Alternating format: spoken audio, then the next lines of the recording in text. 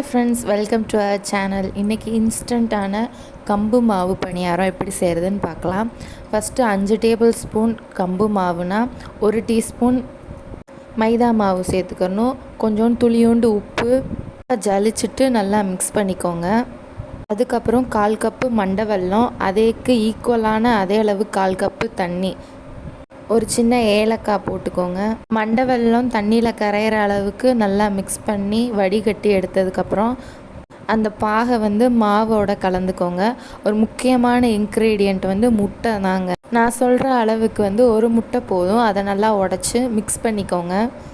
ஏன் முட்டை சேர்க்குறோன்னா, ரெடிமேட் பாக்கெட்லேருந்து நம்ம பணியாரம் செய்கிறோம். அதனால பணியாரம் ஒழுங்காக வராது. நல்லா வர்றதுக்காக தான் நம்ம முட்டை சேர்க்குறோம். முட்டை, பாகு, மாவு எல்லாத்தையுமே நல்லா கட்டி தட்டாமல் நல்லா மிக்ஸ் பண்ணி எடுத்துக்கோங்க. அதுக்கப்புறம் பணியாரக்கல்லில் கொஞ்சோண்டு எண்ணெய் ஊற்றினாலே போதும். நான் பண்ணுறேன், அதை பாருங்கள். நான் கொஞ்சோண்டு தான் எண்ணெய் ஊற்றிருப்பேன், ஆனால் பணியாரம் நல்லா வந்திருக்கும்.